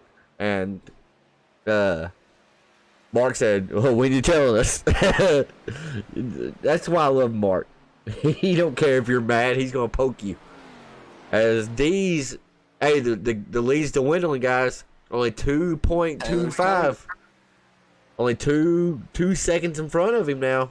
So Taylor's definitely coming. Let's go cockpit cam with Taylor. As he's getting around lap traffic, that's gonna slow him down a little bit. How many laps? 22. 22 to go. He's got a lower exit off of 2-2. I don't know if you noticed that right there, but With that math, Taylor will get to him. But like I say, if Dees has, not overdrove his car, and Taylor is, then Dees will have the advantage. Looking just at lap times, Mark. Well, that time D's really picked it up. The time before that around, now lap traffic may have played a factor in that because they did catch the 55. But D's was 7/10 slower the lap before that. And then that lap, he was a 31.16 compared to Taylor's 31.10. this is the kind of race where you wish Robbie Gordon was in here and he'd start throwing some styrofoam so he can push his boys back up. And then get interviewed and denied all the way when he has an in-car camera or a camera right on him doing it. Yeah, or when he got wrecked to the road course and did a burnout with the winner. Well, he should have won. He should have won that race. Looks like Dalton's catching Taylor too. So if they start to racing, then Dees is golden. Right. That's what he wants to see right here. Now these two being they're on the same team. They theoretically, you would think they would not do that because they're veterans. They've been on here long enough to know that the minute they get side by side racing, they're slower. It's Dalton, man, he don't care about team. And that's what I say. Come on, Dalton. We'll go back to that racehorse mentality, and everybody wants every spot they can. Dalton may think, well, hey, this 10 may be slowing me up. If I can get around this 10, I can catch these. And we know how Dalton is. Dalton thinks. He definitely thinks that. Yeah. He's definitely catching Taylor. Right. And you're definitely eating some. What are you eating? What are you enjoying over there? Supper, man. I just got home. Yeah. I mean, I figured it was supper, but what is it? It's called bow tie pesto chicken. I see why you didn't tell us the first time because it was something weird. What was that? Bow tie pesto chicken? Yeah, bow tie pesto chicken. You know what pesto sauce is? Yeah. But what's up with the bow tie? Chicken. Well, that's the noodles. Bow tie Oh, noodles. I got you. That sounds good. Did your wife just fix it or is it cold? That's the kicker. That's the big part. Did you have to reheat it? He's taking a bite right now, folks. Bear with us. He'll tell us in a second. Pittman, if you had to reheat it, then it's no good, right? I mean, do you like reheating your supper? I don't know. I tell you what. I like going to Toots. I like getting some chicken tenders, but a cold chicken tender at like 10 o'clock at night, there's nothing better than that right there. What? Dude, I love cold food. Like, I can literally eat so much cold food. Cold gross. Pizza, cold chicken. I don't understand. That's another thing. Beer. No, I don't do no drinking. That's another thing I don't like is cold pizza. As we see, the gap is now 1.5 seconds. Cue the Jaws music. Dun Uh-huh. dun. Taylor's I coming. think it was Clint Boyer who used to do that. Right. He would do it over the radio on Radioactive. I heard that. Yeah. He was talking to Brett Griffin doing the Jaws music. And So what's the lap times? What's the lap time difference? So Taylor that time around, Mark, was a 31:21 compared to a 31:48 by Brian. Now this time around, let's check it. So this time around, same thing. 31:21. Taylor just matched the same lap, and Brian Dees went with a 31:44. So he's 2/10 quicker. And Dalton was a 31:21. Yep, absolutely, absolutely. So they're gonna get there, but how much has D saved to be able to race with them? That's all it's gonna come down to. Because Dees has been a front runner all night. It's been a bad. Now he did fall back earlier, but I truly think he was just saving equipment at that point. I really think that. I think he was just saving equipment, fell back. He fell all the way back to what, Pittman? 7th? Something like that? 7th or 8th. I mean, he definitely fell. He fell on the ladder pretty quick. As Derek says, D's possibly could be saving some stuff. And I agree. As Amanda Sherman said, pretty sure it's Halloween Michael Myers D's car. I don't think that's Michael Myers, though, is it? The Soul Stealer, Michael Myers? Nah, I don't think so. Amanda, I love you, girlie, but I don't think that's right. And Mark agreed with me. You know Mark's always right. If Alex was in here, he'd tell you. Is that right, Mark? That's my buddy. Mark, I'm just trying to eat, man. Will you shut up? As we are 13 laps to go here for the ASRL Nashville Super Speedway race. Will Dees be able to capture the 3rd win of the season? Or is the Butcher going to come take win number 2? Or will Mr. Kilrow in the 41? I forgot about that. So Dalton won 10 plus races last season. He's yet to get in victory lane this season. So I don't think he does care about a teammate at this point. I think he wants to get in that win column, punch his ticket into the playoffs. So is he going to work with the 10, allow the 10 to win this, and maybe try to take a 1-2 finish for the team? Or is he going to say, hey, I'm I, me. There's not an I in team, but there is a me if you switch them around a little bit. Is he going to try that? It's tough to say. I mean, you don't know. It's looking like that 10 might be a little bit faster right now. That 10, they're matching lap times. That's what's crazy. That time around they didn't, but for 3 laps when I was sitting there watching the lap times, the 10 and the 41 had identical lap times. Now let's go to the field really quick as we get the 10 to go. Brian Dees, Taylor the Butcher, Dalton Kilrow. That's your top 3. Rick Thompson, number 76. I know Samuel was in the chat rooting on his Speed Mafia brother. He's holding down the 4th place spot. And then the Shermanator from Savage Edge Apparel. He's in 5th. Philip Van Fleet, winner of Mark's MF Racing Design's Best Paint Scheme of the Night. He is in 6th. Corey Rutherford 7th. Joshua Rutherford's 8th. Willie Evernham had an unscheduled pit stop. He's in 9th. Paul Ellison's 10th. Backover missed it on the strategy just a little bit. Probably was hoping for a caution that never fell. He's in 11th. And then my buddy Fred Thompson, also representing Speed Mafia. That is Rick Thompson's father. He's in 12th place. I did that announcer's voice right then, didn't I, Mark? I love doing it, especially when you're here with me. As it's under a second. It's under a second now, folks. As the number 10 of Taylor the Butcher Benjamin. He has got there. It's just a matter of will he be able to pass the Soul Stealer. I did it really good for you right then. I'll tell you right now. I love Pittman's announcer voice. Go ahead, Pittman. I said, I'll tell you what, right now, I think Brian Dees in the catbird seat, because that time by, it was a 31-4 to a 31-3. Yeah, so I just don't think in, 8 laps that he can run him down that quick. I mean, he may get there, but getting there and passing there, you're looking at 2 completely different type of tasks. So And if we ever looked up that phrase in like a phrase book, your name would be next to it, because I love when you say that when we're doing the broadcast. What do I say? The one about, he can get there, but can he pass him? Oh, right. Yeah, I mean, getting there and passing him, that's, you're looking at 2 different obstacles, you know, like, a driver can allow somebody to get there to him, but they can really be a pain in the butt and not let that driver by. And these folks right here, these fellas right here, are racing for the lead and for the race win. 7 laps to go, gonna be 6 laps to go this time around when they hit the stripe. You see the fans standing up next to the fence. I hope you're excited at home. I think we're cooking up something that's gonna be pretty good here. I don't know. I think Christian's right. Watching their lap times, It's it looks like plateaued. it's petered off. It's flatlined the Fast lap car on the times. track. As far as those three, not to cut you off, but Brian Dees. I Right, think so you were right Brian a while Dees ago. Probably did exactly what we was talking about, just kind of not driving it too hard, saving his junk. And they get to him now that they've gotten close. He's turned it up a notch and just trying to keep them at bay now. And he almost hit the wall right there, so you better be I careful. think But Taylor did kiss the wall right there. you have 5 to go. What are they? Looks like about second and a half back. Yeah, they ain't. I About don't think they're going to catch him. 8/10 right now is what it's telling me. 7/10. They're tracking to him. But then Brian Dees just breaks off like a wicked fast lap. That time around, Brian Dees and Dalton Kilroe both had a 31.54 compared to Taylor's 31.48. But I'm seeing something here. 1 and 2, Taylor's better.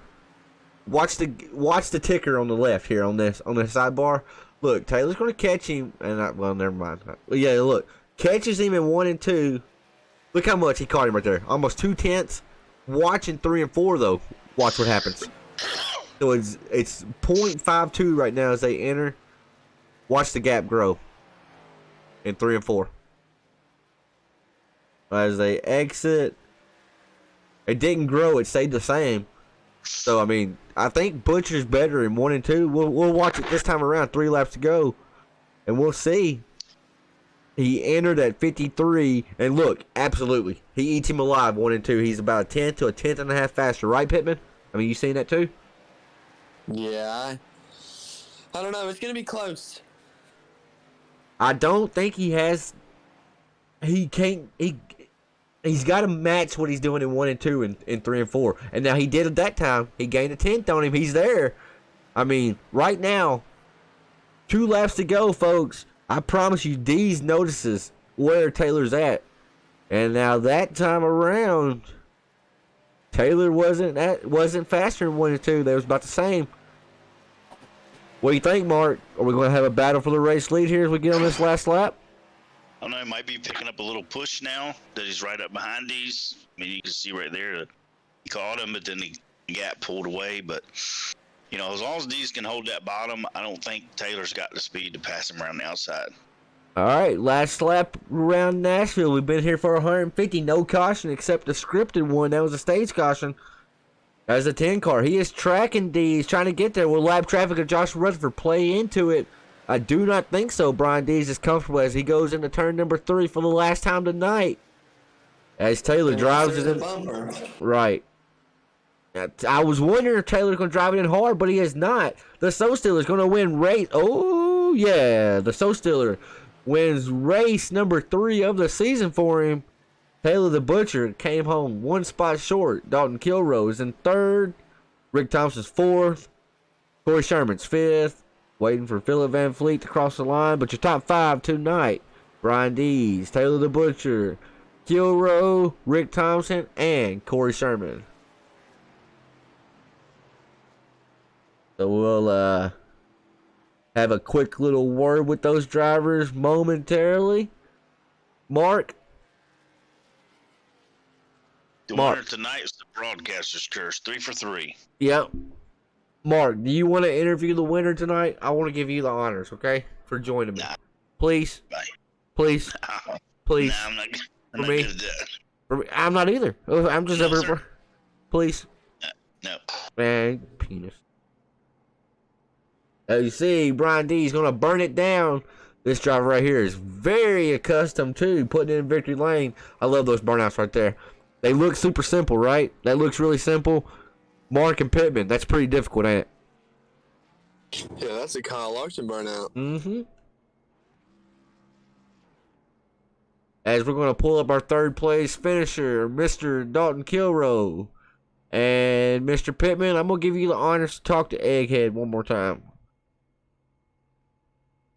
Dalton, walk me through your race. How the He, pitting a he, little bit later than Brian D's. What do you think about how that worked out? he got in here a little late. Or you started asking before I got him in here. Dalton, you're in the Five Kings Network booth. You got a copy? Yes, sir. All right, Christian Pittman, he is all yours. Well, Dalton, tell us about that race. How'd your car feel? And did you think Brian pitting a couple laps for you guys is what helped him get that 2-second advantage on you and Taylor? Yeah, it definitely did. I mean, we knew that he was a little bit quicker than us on that run where we just didn't take tires. So we knew once we were kind of in the window to expect somebody to kind of short pit us. And I kind of brought Taylor down with me because I figured the new tires that we would have a couple laps fresher would be enough to be able to reel him in. And then he got out. He had such a good couple, laps after the pit stop that we just couldn't make up the gap. And I know I burned my stuff up trying to stay with him and Taylor and make that gap up. And towards the end there, I was just trying to get Taylor up closer to him, be that little, come on, Taylor, go get him. And he almost got him, but just wasn't enough. So he got us. He got us. Dalton, I want to chime in really quick. Now, last season in these ARCA cars, it was the Dalton Kilroy show. We are, 4 or 5 races in now? At 41, although it's finished strong in the race you've been here, you're still got a goose egg in that win column, and that's unlike you. What's it going to take to get out of this slump, we'll call it, even though you finished third tonight, to finally capture that race win? I don't know. It's probably going to be circumstances. I know, last season I had a lot of races where I just got lucky. And tonight just wasn't one of those races. I feel like I had decent enough speed, but I was just driving the car too hard to really be able to be up there right with Taylor the entire time. Because, I mean, I'm sure the broadcast even caught it. I was second and a half, almost 2 seconds back of him going into the pits. And we had been nose tail the entire race. So I was just, I just got to be better at pulling back the reins and being better on a long run. Well, I think P3 was a solid finish. You got anybody you'd like to thank? Gotta thank Daddy-O's Barbershop, FB Button Box, Bam Racing Videos, Raise Energy, Butt Kicker, Savage Edge Apparel, Rick and everybody else on the admin team for ASRL, and you two for doing the broadcasts for us this season. I know this is the last one, so I appreciate you guys doing that for us. And I understand life happens. I'm perfectly fine with it. All right, folks, that is Mr. Dalton Kilroy in the number 41. Last season's champion, brought it home in P3 here tonight. Congratulations, Dalton. Okay. Alrighty, and then we're going to have our second place finisher. Y'all know him as Taylor. You may know him as the Butcher, but tonight we're going to know him as Mr. Podium, Taylor the Butcher Benjamin. You are in the 5 King Motorsports booth. Do you have a copy? Yes, Tanner, I do. All right, Pittman, do you want to do the honors, or would you like me? You tell me. I can do him or you can do Brian's, whatever. I'll let you have him. You got him. That's a beautiful All right, picture, too, Taylor, by the way. Sorry. Very, very beautiful shot of you right there. Oh, you're too sweet. Taylor, walk me through your race. Same question I asked Dalton. How was the race, and what do you think about Brian short pitting you guys by a couple of laps and being able to get that 2-second advantage on you guys? Yeah, I was thinking probably should have pitted a lap earlier than what we did, and I think Dalton and I kind of used our stuff up a little bit, but we were still closing, but I just needed one more lap, but it was a good call on his part. Mark put out a pretty nice set, and I'd like to say happy birthday to him, by the way. Oh, God. And, yeah, I really enjoy this track. It was only my second time ever running it, and first time with this car, and as you could tell, there was quite a lot of side-by-side racing, and I like that. Right. This track provides that quite a lot. It was. It was actually a really good race, Taylor. And now, I know I butted in last time. I'm going to butt in again. What in the Kuna Matata is your freaking city that you're from on your SDK? What in the world is that? Ortana? Yeah, it's Ortana, which is about 20 minutes outside of Gettysburg, about 15 minutes from Penn State Mount Alto. Oh, I got you. Mr. Butcher, you're very accustomed to finishing in the top 3 giving these interviews. You got any sponsors or shout outs you want to give for that number 10 car before we wrap it up? I just want to say thanks to Five Kings, Dalton, and Willie. And, yeah, Willie was running pretty good tonight, then had, I guess, some pit issues, but Dalton and I were, running in tandem for most of that, and if he didn't use his stuff up a little more than I did, I think it would have been a 3-way show there. But I thank you guys for doing the broadcasts, and thanks for putting it on YouTube for the wonderful fans to go enjoy. I love you, Taylor. Thank you, buddy. And seriously, good race tonight, buddy. 1 spot short, but you got that momentum going ever since Martinsville. It's going to be a good season for you. Congratulations, and we'll be talking to you later on. And thanks, man. Really wanted to did he move me? No, you're in here. Oh, I thought I heard this thing. Anyway, I was really wanting to right the ship after kind of screwing myself 2 weeks ago at Talladega. Well, that's Talladega. That's Dega, Well, I basically had the race won, and I just stayed on the bottom. So I'm glad I was able to kind of redeem myself after tonight. Absolutely. Absolutely. Good job, the Butcher, and we'll be talking to you later, buddy. Yep, I'll see you guys. See you, bud. All right, folks, and then there was one. I feel like this dude is just taking over the Five Kings Motorsports YouTube page. We might as well name his channel Mr. Brian D's number 17. Brian, Tanner Martin, Booth, you got a copy? I got you, Tanner. Brian, we talk to you all the time. I feel like I personally know you now more than what I already knew you because I hear you talk to me every Wednesday night. That 17 was bad fast all night. You put it on pole. You fell back a little bit. I think you were conserving. You can tell me that in a second. But in the end, you parked it in victory lane and did a great Kyle Larson burnout down the front stretch. Very impressive. Talk me through your race, Mr. D's. Yeah, you kind of hit it on the head there. I was trying to save tires. I feel right before that final stop, I had the advantage on Taylor and Dalton there. I was catching them. Actually passed Dalton and was catching back up to Taylor. Decided to bring it into the pits. Try to get a little bit of an undercut on them, and it worked. I was a little surprised actually when I came out of the pit. Well, when they pitted like 2 laps later, I came out like 2.5 seconds, 3 seconds ahead of them, something like that. Yep. So I was definitely a little surprised by that. And then it was kind of just trying to run my race and not look in the mirror too much. Brian, it looked. I didn't get to try to set up or anything. I got in here a little late, had a lot of stuff going on, so I didn't get to try it. But watching y'all hit pit road looked to be pretty tricky. And looking at the pit road times all night, meaning the time spent on pit road, not just the pit stop, you was on the money all night. You were one of the fastest. You were in the top 2 every single pit stop. How are you able to do that? Are you just really aggressive with entering pit road? Are you really aggressive with the timing lines on pit road with your speed? How do you do that so good each and every week? Well, you've known me for long enough at this point. It doesn't always work out that way. Right. I mean, yeah, it's a gamble. I've made my fair share of mistakes coming onto pit road. So far this season, and at least in ASRL here, yeah, I mean, I try to be pretty aggressive, try to get on and off pit road as fast as I can.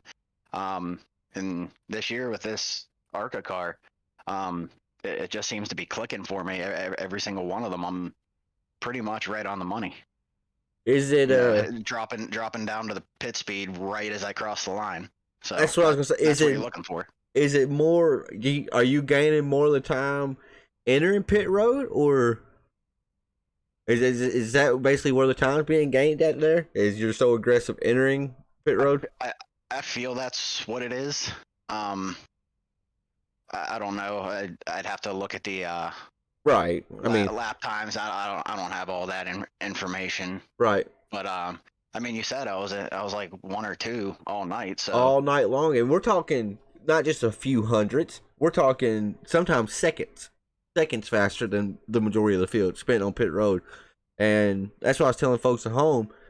A second to a 3-second difference in real life is nothing. You know, that's just like a blink of an eye, basically. But on a racetrack, man, oh man, it's huge. And you was on the money all night.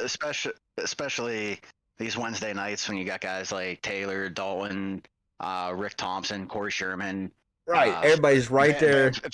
Van Fleet was up there. It was awesome. A good portion of the race. So I mean, there's a lot of talent in this league. Right. I'd like to see us get a little bit bigger turnout, but the guys that are here every week, they're all fast and there's no rollovers. Right. I mean, y'all went 150 laps, 1 scripted caution, stage caution, right? And that was it. No other caution. So Brian, I've enjoyed calling the season. This is my last race broadcasting for a little bit. I might bounce back if I can.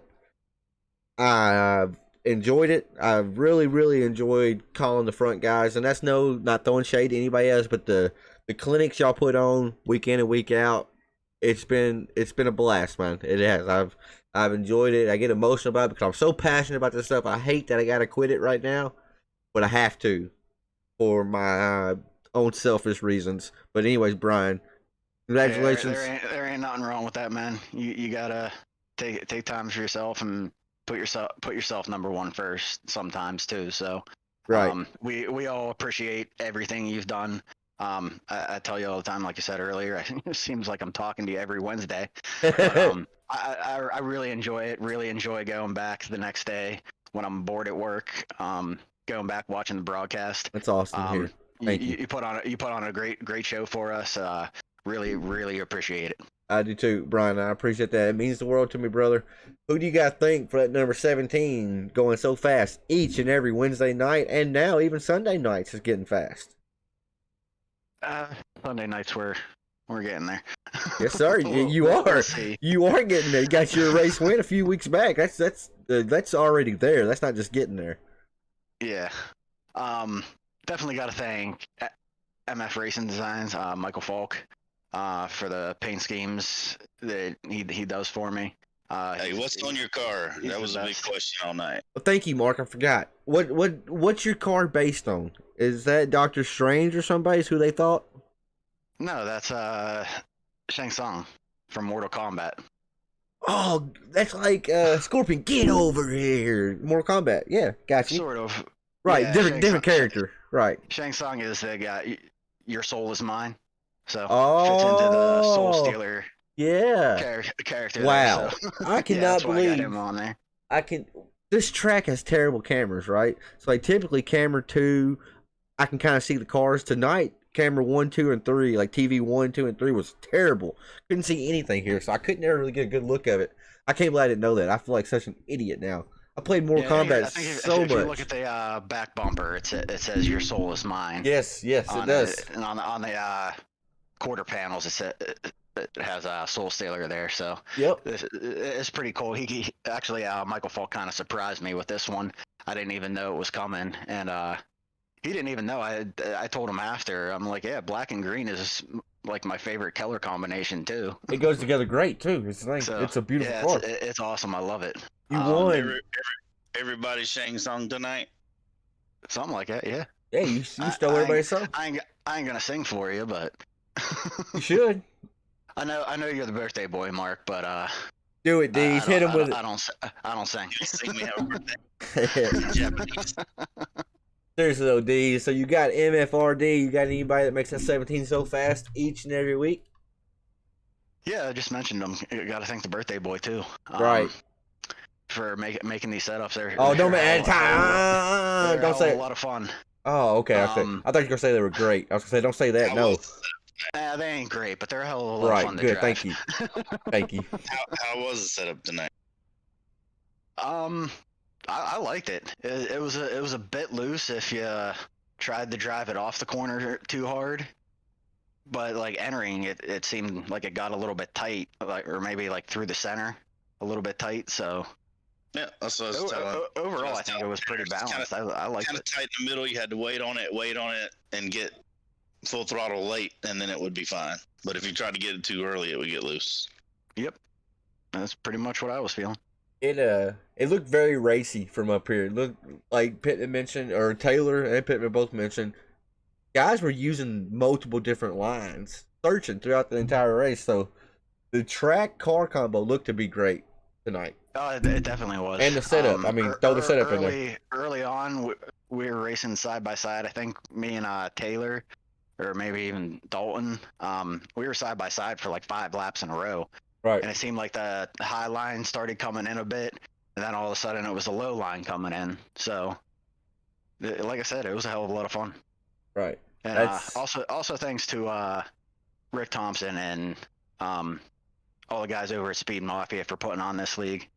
There's a lot of work putting this league together, and I promise you, Rick, we're going to get you drivers in here. This league's not going nowhere. It's too good of a league to go anywhere. You got too many good drivers in here that show up every Wednesday night, Rick. We're going to get you some drivers in here. Couldn't agree more. I mean, that's just the way it is. And folks, I know we're going long, but I'll be honest, I don't want to hit that stop streaming button because I know this is my last Wednesday night broadcast here, and it sucks. It honestly sucks, but it is what it is. Brian, we'll finish it up. We're going to close up shop. Congratulations on your race win, buddy. 3 this season. I would say chances are you're probably going to add to that tally. Safely secured into the playoffs. Congratulations, buddy, and good luck on the rest of the season, partner. I sure hope so. But thank you. I appreciate it. Yes, sir, buddy. All right, folks, it's become that time. Sadly, we are here. We're going to close up shop for the night. Let's see our results really quick. Like we just saw, the top 3, Brian Dees, The Butcher, Taylor Benjamin, and Dalton Kilrow. That's your 1, 2, and 3 finishers here tonight. Rick Thompson's in 4th. Corey Sherman's 5th. Billy Van Fleet 6th. Corey Rutherford's in 7th. Willie Evernham's in 8th. Joshua Rutherford's 9th. Paul Ellison's 10th. Aaron Bockover, 1 spot out of the top 10, representing TNA Motorsports.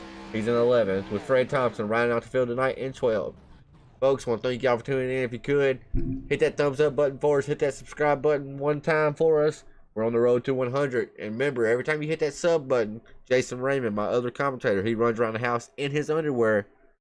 So when we hit 100, we may just get that on video. But in all seriousness, Rick Thompson, I know you're watching. You just commented. Thank you for letting me come in and do this. I'm going to try to race some on Wednesday nights if I can. Mark, Christian, thank y'all for joining me in the booth. Until next time, folks, we'll see you. Peace.